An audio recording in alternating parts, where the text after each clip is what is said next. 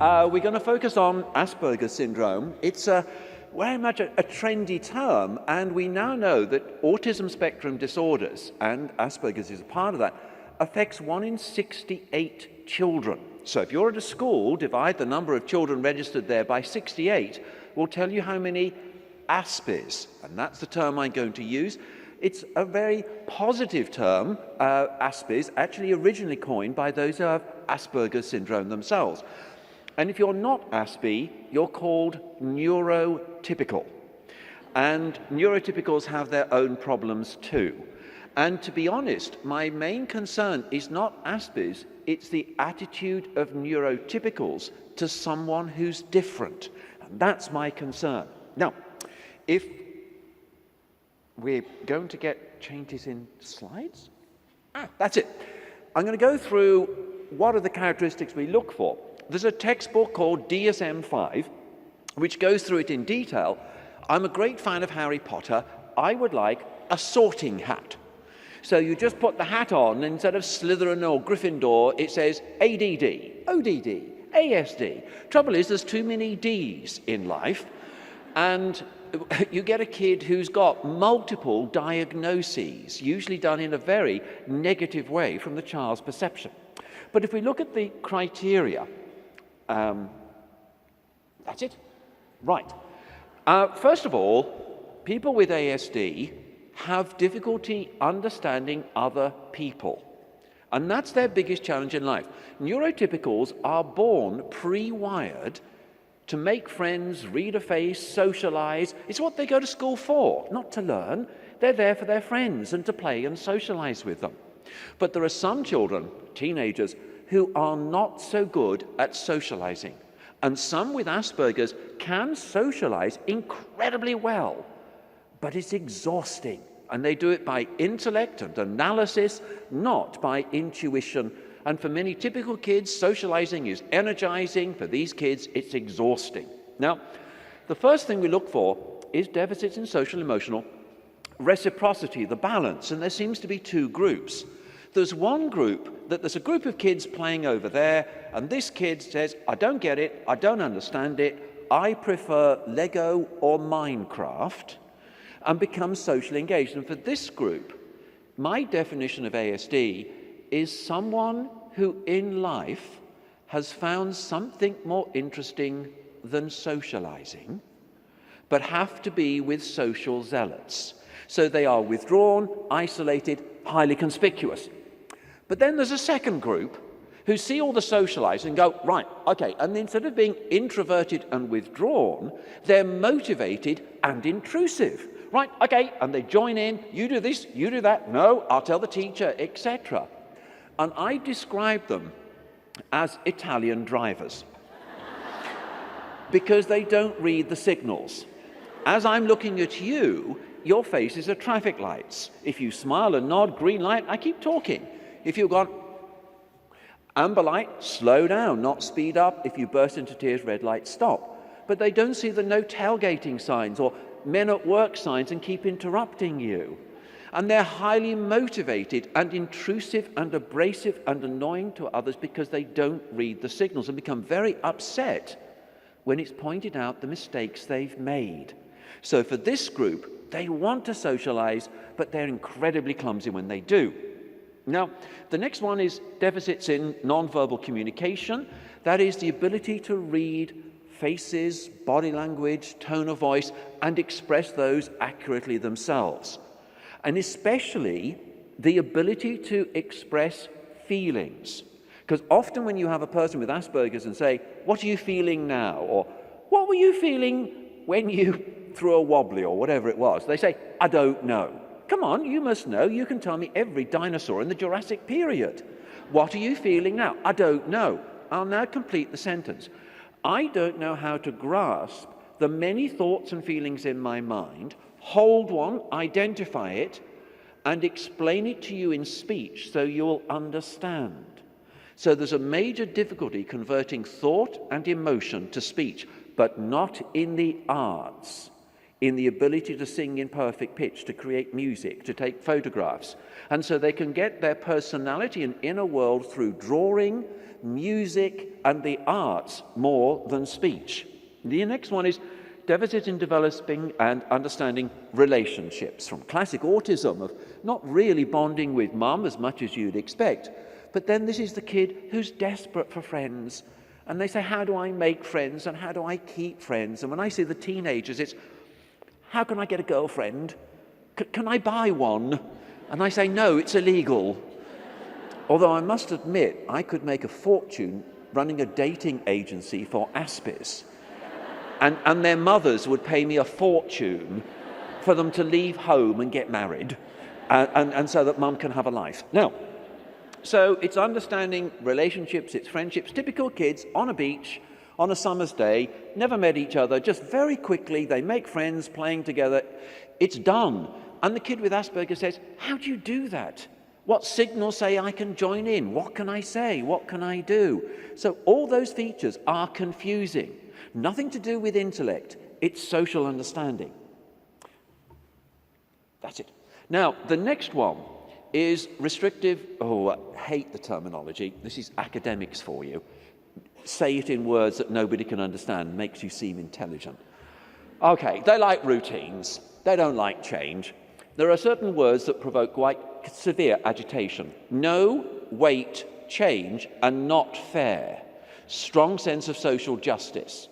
And so for this individual, they don't like change, the unexpected and surprises, they like routine and consistency. And when there is a change, they hit the panic button. But it's a life of predictability is the one that they seek. Now, another component is highly restricted fixated interests. Now, yes, when they're young, Thomas the Tank Engine, it's not in the diagnostic criteria, but they become incredibly knowledgeable in the volcanoes, Minecraft. I could have made a fortune if I'd have... Actually, a lot of Minecraft, Pokemon, and the other games are actually designed by Aspers. Yes, they are, because they speak the Aspi language, and all the Aspers are entranced by it, from Steve Jobs to Bill Gates to all that group. So there is an interest. It may last hours, it may last decades. They collect information, they have a phenomenal knowledge of it. They're a walking encyclopedia. But at school, they're being taught lessons. And I have to explain, like I did this week, as one teenager said, why am I having to learn Pythagoras' theorem, which I think is the square on the hypotenuse is equal to the sum of the squares on the other two sides? I can remember it. I was drilled it. But from the moment I finished high school, I have never, ever used it. And many with Asperger say, what you're teaching me is a waste of time. And it is. But they want to know about their special interest. The next area is sensitivity to sensory aspects of their environment.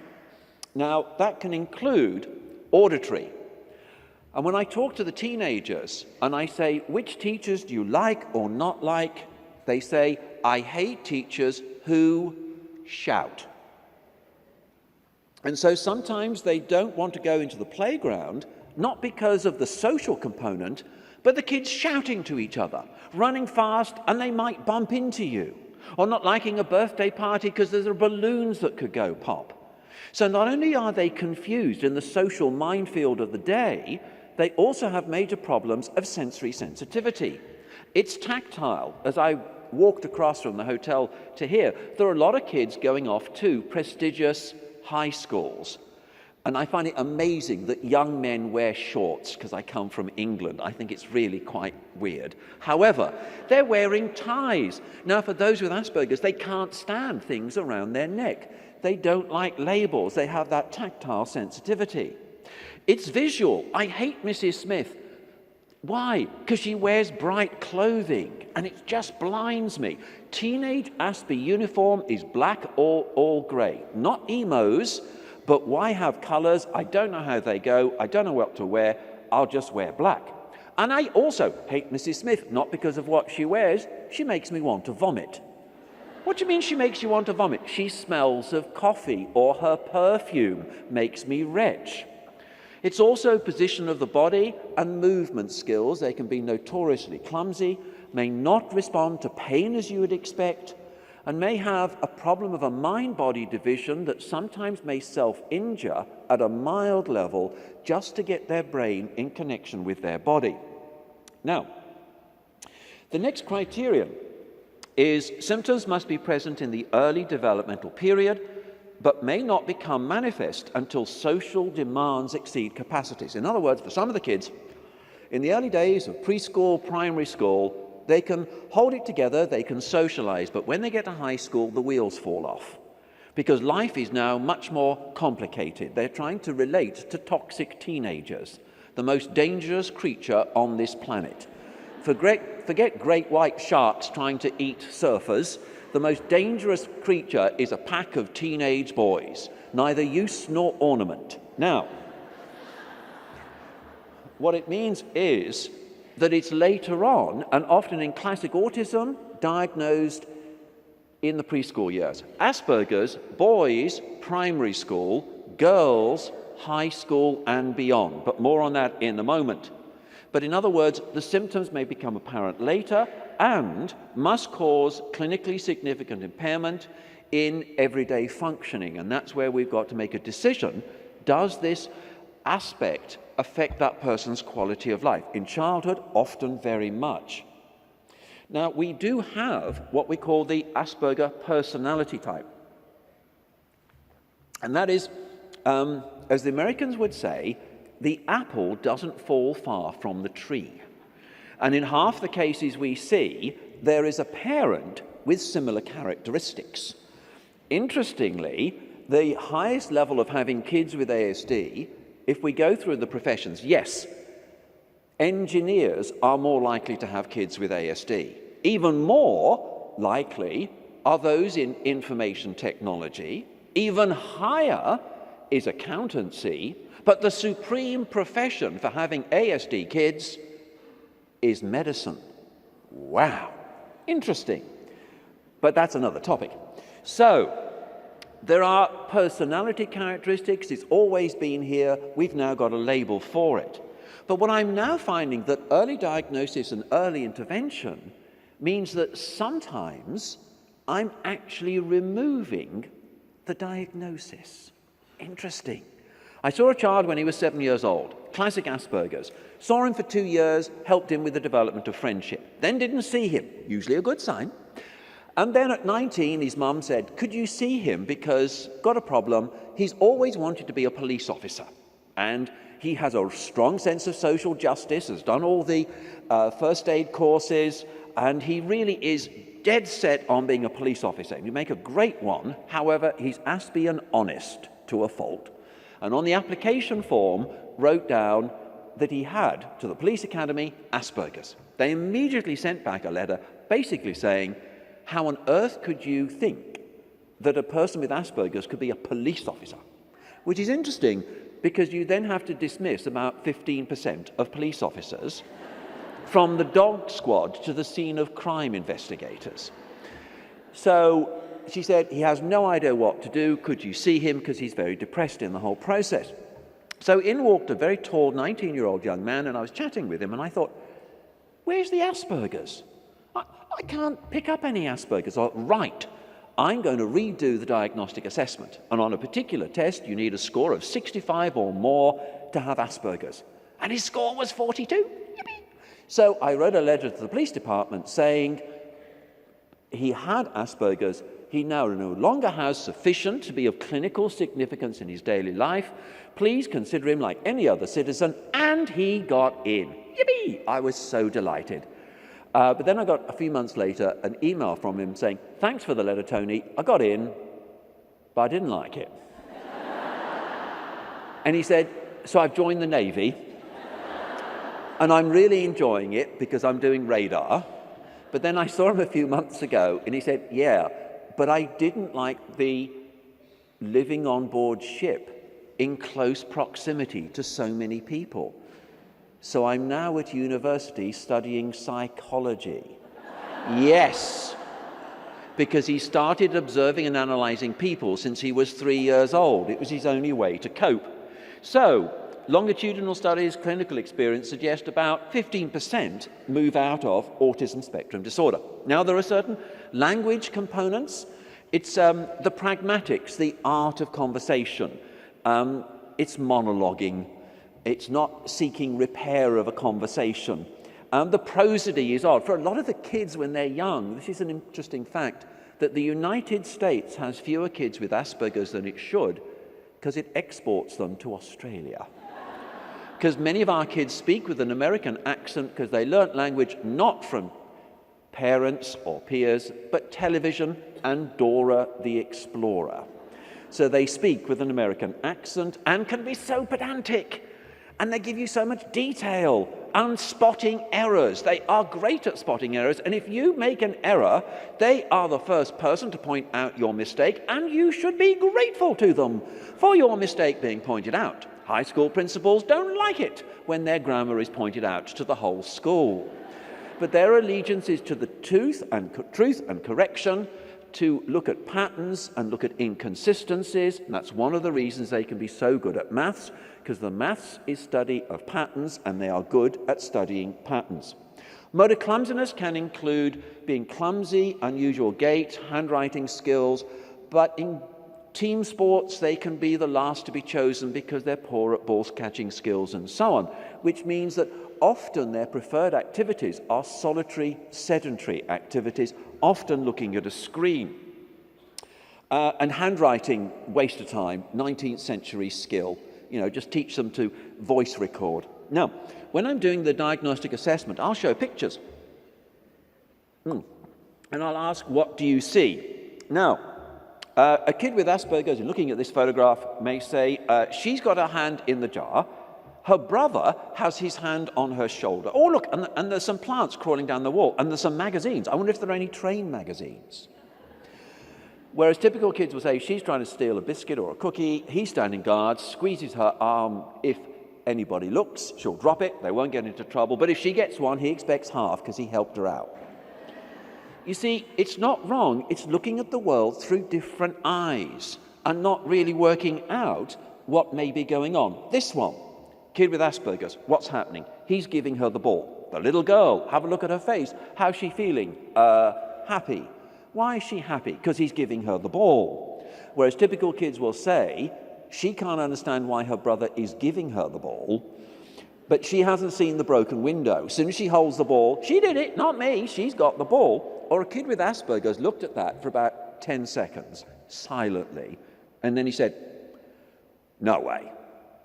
No way would a ball that size make a hole that small. That is physically impossible. We do little stories. For kids under the age of 6, you have a little kid wanting a birthday present. Mum and Dad say, what would you like for a present? She says, a puppy. Comes the morning of her birthday. She's so excited that she's going to get a puppy. She walks down into the kitchen. There on the kitchen table next to Mum and Dad is her one birthday present. She thinks, oh, here's my puppy. And she opens the box, and inside she finds books. Lots and lots of books, no puppy. She's so sad. Her mum and dad say, did you like your birthday present? And she says, thank you. It was a lovely present. Why would she say that? And the kids with Asperger's go, of course, the books are about puppies. That's why she said thank you. And I thought, yes, or why would you say thank you for a present you don't want? It's understanding those sorts of components and conventions. Now, there are associated features. I'm going to explore a bit about those a little bit further on. But there's one thing that those with Asperger's are really good at: worrying. They have a high level of anxiety. Routines and rituals are imposed to reduce anxiety. Also, an unusual profile of learning. They're either hyperlexic or dyslexic. They learn to read early on, to read about their special interest. In mathematics, they are supreme at mathematics, or they're hopeless at mathematics. In drawing, they draw in photographic realism, or they have major difficulties, and they sing in perfect pitch, like Susan Boyle. However, I had one kid whose teacher said, oh, he's lovely and he loves music, so I sing to him, but he keeps hitting me.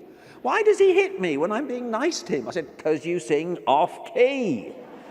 And he spots errors. They make great conductors to spot errors, and great engineers in sound recording in studios, because they can spot all the errors. Now, One of the things we're starting to become more aware of is the diagnosis in girls and women. The invisible end of the spectrum. And they tend to fly under the radar of diagnosis because girls are smarter and more creative than the boys in coping with difference. Remember I said for reciprocity, ignore, turn away, or intrude. Girls do the third option, and that is, okay, I don't get it, but I'm going to watch. I'm going to observe. Who's popular? Rebecca. What does she wear? Pink. Right. I'll get pink, pink, pink, pink, pink. What do they talk about? Barbies. I'll get 100 Barbies. How does she talk? What does she do? And they observe, analyze, and imitate. It's a much more intelligent way. I don't get socializing, so what I'm going to do is see what's going on and copy it. So it's the observation, analysis, and imitation. And now, when they do that imitation for a brief while, cured of autism. But what she's got is a surface sociability, but a lack of true social identity. The real self must be hidden. I can only be the person that people want me to be. And who they want me to be is so successful, but I'm ashamed of the real me. It's masquerading. It's watching and imitating to conceal social confusion. And this causes anxiety and stress and a lack of self-identity. But one of the other issues can be, in the teenage years, she's either a goody two-shoes puritanical nun that the teachers want the whole class to be, or she says, right, I watched, I analysed, I imitated, I walked the walk, I talked the walk. Talk the talk and walk the walk, but it didn't work, so I'm going off the rails. And she goes through, because it didn't work, well, promiscuity, at least I'll be appreciated. Body piercing, yeah, I'll give it a try. So one of the issues is going to be going off the rails because of non-acceptance. And inconspicuous when they are the goody two-shoes can lead to suppression of many issues. They often read fiction because when you read Harry Potter, you can work out what people are thinking and feeling because Hermione in the text is her thoughts and feelings, and Hermione is the quintessential Aspie girl. At Hogwarts, she has no female friends. Many of the girls with Asperger's when young are tomboys, or they watch soap operas, Home and Away and Neighbours, because they haven't got friends and can't fit in. Watch TV as your documentary of socialization. But prefer to be with boys than girls. Girls are bitchy, mean, two-faced and horrible. Boys are fun, engaging, and I like to be with the boys because I get their jokes and we both like engineering, Lego, and mathematics. They decode social situations by doll play. So what she does is not Barbie getting married or Barbie doing retail therapy. This Barbie's teacher, this Barbie's her, these Barbies are the kids. And she replays, decodes and unpacks the events of the day by playing with Barbie or rehearsing what to say or do tomorrow. She may also, because she's isolated as far as she's concerned, I haven't got any friends, that's okay. I'll have imaginary friends. And imaginary friends are better than no friends.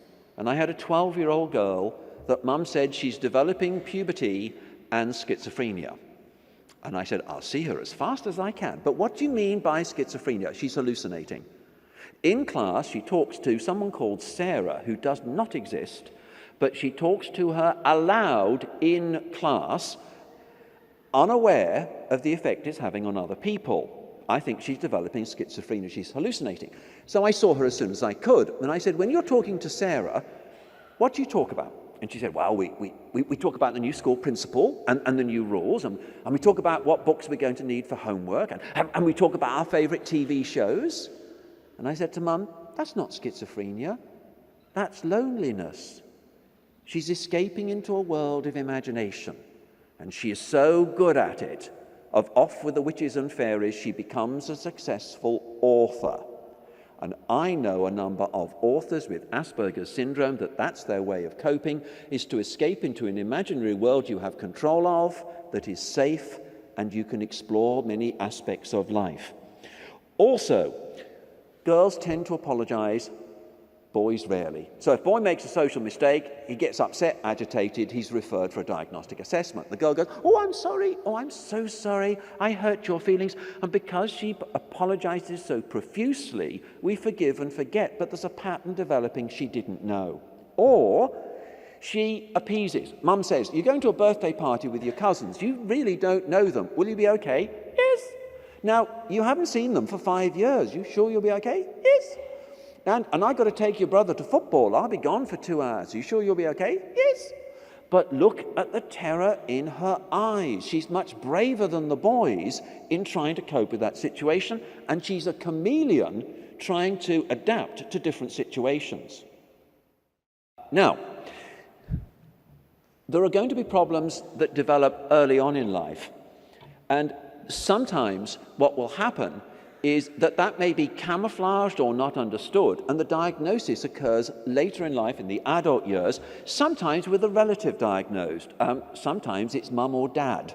And as far as the wife is concerned, this explains my husband. This is why it's like hugging a block of wood.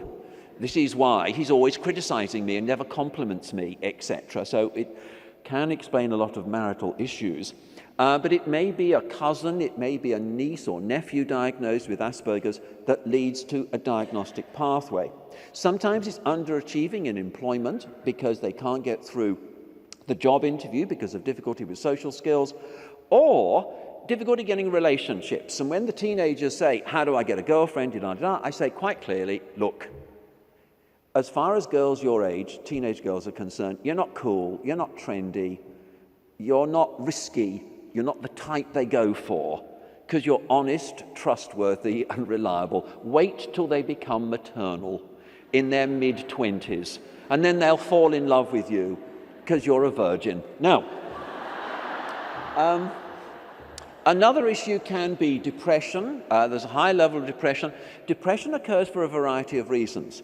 One is you may early on, 7 or 8 years old, realize I'm different and then think I'm defective. And the seeds of depression can be there because of rejection from your peers, and you're different and so are bad. But when I analyze the inner thoughts and feelings by those with Asperger's who are clinically depressed, what is your opinion of yourself and so on, I go, wow, you didn't get that belief about yourself from your parents. You didn't get that from your teachers. You got that from other kids. The tragedy is, it was said so often you started to believe it, and you didn't have friends to contradict it. So the acquaintances, the rejection, the bullying and teasing is a major cause of depression.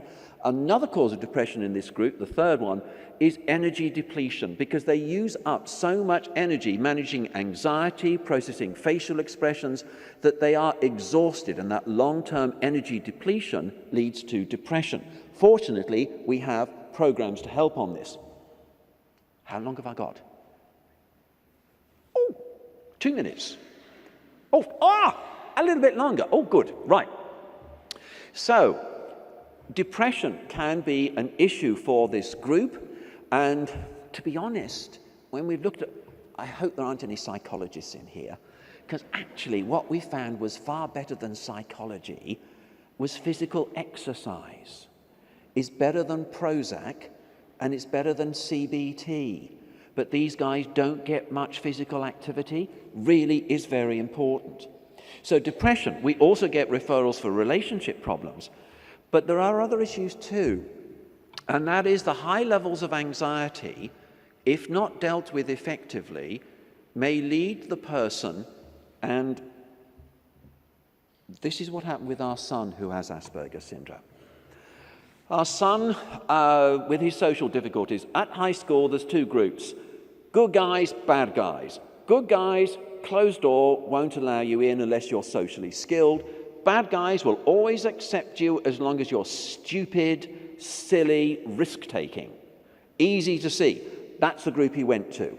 Onset of puberty had a huge tsunami of anxiety coming in. But that group, when we look at William's anxiety from 0 to 10, he was always 8, 9, 10, 8, 9, 10.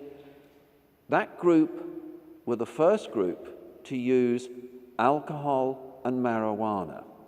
And for the first time in his life, 0 and 1. And so self-medication with alcohol, marijuana, then it went on to speed, ice, and morphine, and a whole range of things. And he's been a drug addict now for 15 years. If I could have turned back time, I'd have tried to get to him before he tried alcohol and marijuana. That has been his downfall. Despite his intelligence, he's unemployable. He's been in and out of prison, getting money by armed robbery and so on for his drugs. So what we're looking at is how do you get down to there? By yoga and meditation. And I'm encouraging schools today to teach kids in general yoga and meditation to experience that. And for the Aspers, who value intelligence highly, it's not that you'll feel good, it makes you smarter. Because if you are calm and relaxed, you make good decisions. If you get upset, your IQ drops 30 points. Yes, it drops into the normal range. So, we also have issues of gender identity. Some of the boys will say, girls are nice, girls are kind, girls have lots of friends, girls have adopted me. If I became a girl, would I be cured? So they think about changing gender. Or we had one girl who desperately wanted to be a boy, and then we worked it out. She was bullied and teased mercilessly by a group of girls who didn't bully the boys. So she thought, if I become a boy, I won't be bullied and teased. We also get Asperger's in anorexia nervosa, and there it's a special interest in weight, numbers, control, kilojoules, and so on. Or, I prefer to remain gender neutral and a tomboy. I don't want to develop femininity. Anorexia nervosa will inhibit that. We also get, how do you react to being different? And the kids know that they're different when they're 7 or 8 years old. And when they're 7 and 8 years old, they've got one of 4 alternatives: 2 internalizing, 2 externalizing. 1 internalizing, I'm different, defective, depression. And the self-esteem of Asperger's is based on the criticisms of peers with an absence of compliments. So their whole self-esteem is based on criticisms from their peers. And that leads to depression. Another group will escape into imagination. And that imagination is so vivid, so real, so enjoyable, and they're unaware of the context that they engage in conversations and interactions with what appear to be hallucinations, that they're diagnosed with schizoid personality disorder. There's another group who do the opposite of depression, and their way of self-comforting and coping with life is to recognize their intelligence and see themselves as superior to others. This is what I call the Sherlock syndrome. Sherlock is classically Aspie, not a sociopath. He's very good at logic. Because he's Aspie, he doesn't get emotions, so he denigrates them as of no great importance. And this group comfort themselves with their intelligence and are diagnosed with narcissistic personality disorder, because that's their way of coping. But another group will copy and imitate, and they win an Oscar for their ability to take on accents and to be successful in acting. Okay, so is it Asperger's? Hopefully you now know whether it is. Okay, thank you.